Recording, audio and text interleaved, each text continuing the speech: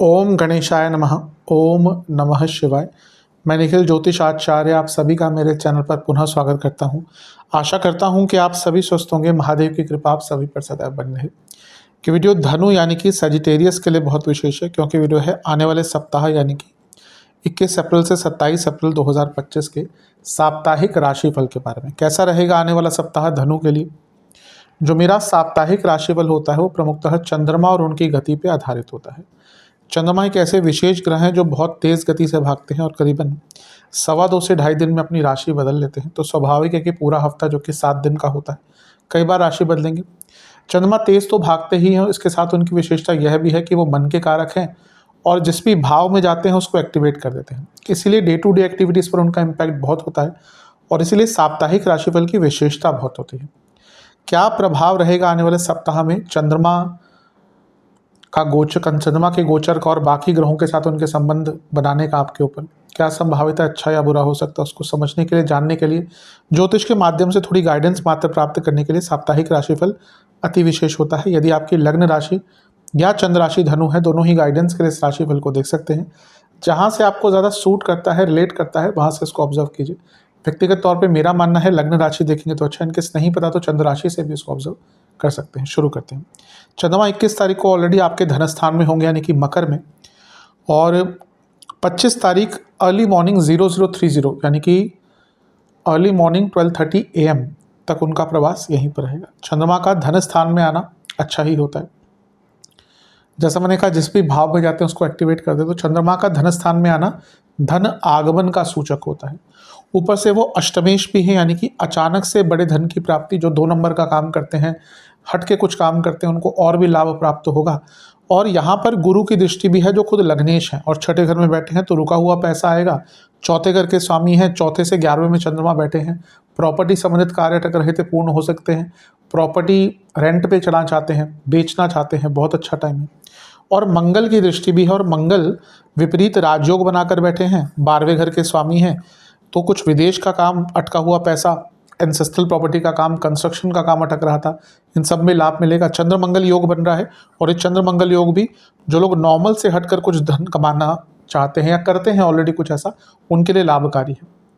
बहुत श्रेष्ठ यहाँ पर एक प्रकार से धन योग आपका बन रहा है। 2, 5, 8, 11 का मिलन भी हो रहा है यहाँ पे, क्योंकि दूसरे घर में चंद्रमा बैठे हैं। पंचम के स्वामी मंगल अष्टम में बैठकर धन स्थान और 11वें स्थान दोनों को देख रहे हैं। तो ये 2, 5, 8, 11 का योग अचानक से बड़ी धन प्राप्ति की ओर इशारा करता है। सब अच्छा है, लेकिन चंद्रमा धन स्थान में है, लेकिन वाणी का स्थान भी है वो, और अष्टम में बैठा एक नीच का ग्रह देख रहा है। तो वाणी पर कंट्रोल रखना पड़ेगा। वाणी में तीव्रता, तीक्ष्णता सब कुछ रहेगी, इसके कारण प्रॉब्लम हो सकती है। मंगल 12वें घर के स्वामी भी हैं, इसका अर्थ ये है कि आपके खर्चे भी थोड़े से बढ़ सकते हैं।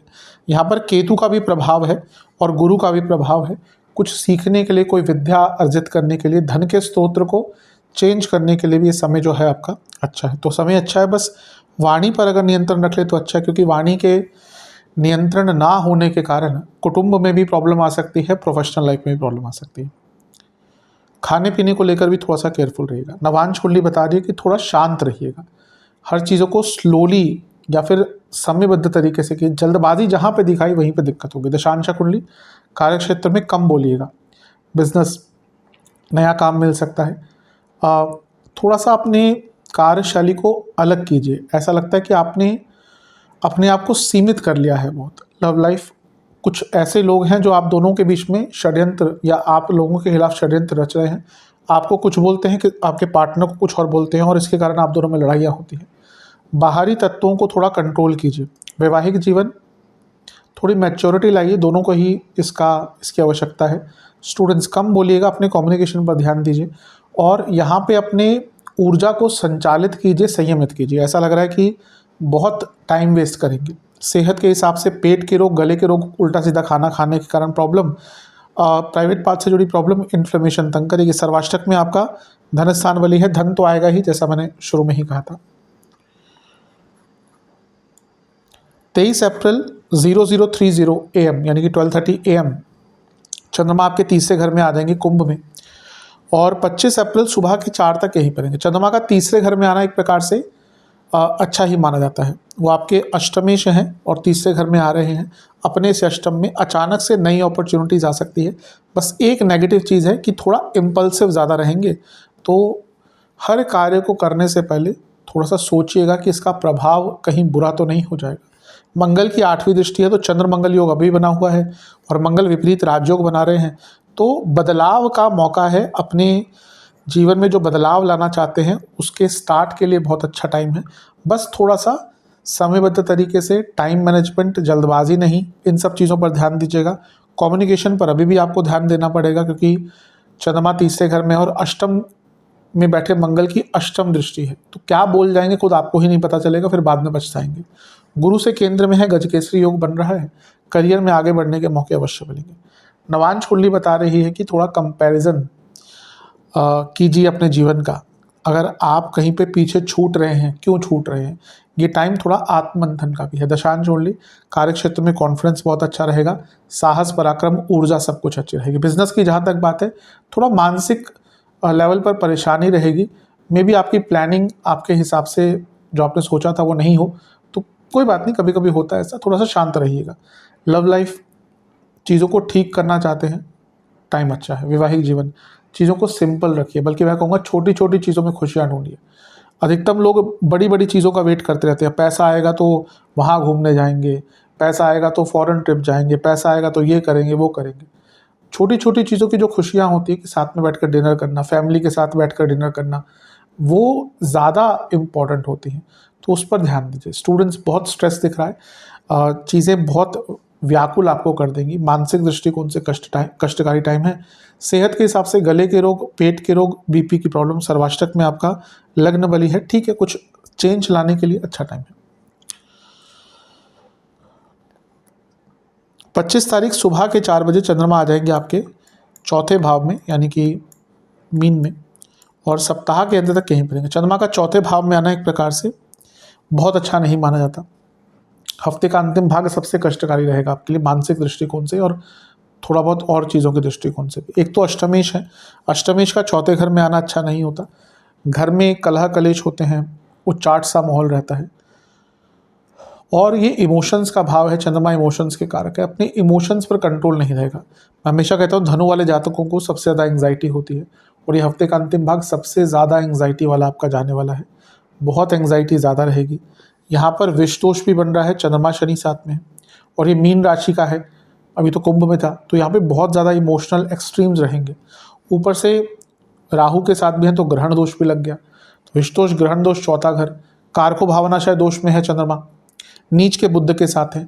अपने मन मस्तिष्क पर कंट्रोल नहीं रहेगा, कुछ ऐसा डिसीजन ले लेंगे ना जो बहुत फिर लॉन्ग टर्म तक तंग करेगा। यहाँ से सारे ग्रह मिलकर 10वें घर को देख रहे हैं और चंद्रमा ने आके एक्टिवेट कर दिया। अगर जॉब चेंज करने का विचार कर रहे थे, क्योंकि चंद्रमा अष्टमेश भी है, तो अच्छा टाइम है, मैं उसको बुरा नहीं कहूँगा। लेकिन अदरवाइज तो देखें तो ये समय थोड़ा संवेदनशील है। अगर जॉब चेंज नहीं करना चाहते तो कार्य क्षेत्र में बहुत सरल रहिएगा। घर में भी, अपने फैमिली लाइफ में भी बहुत चीज़ों को सरल रखिएगा। कोई ईगो क्लैशेस, कुछ पैसों की बात, इन सब पर झगड़े बहुत हो सकते हैं, और मनमुटाव बहुत रहेगा। घर में उच्चाट सा, जैसे मैंने कहा, माहौल रहेगा। इन सब पर ध्यान देना है। नवांश कुंडली बता रही है कि एक हारमोनियस एटमॉस्फेयर बनाकर रखिएगा।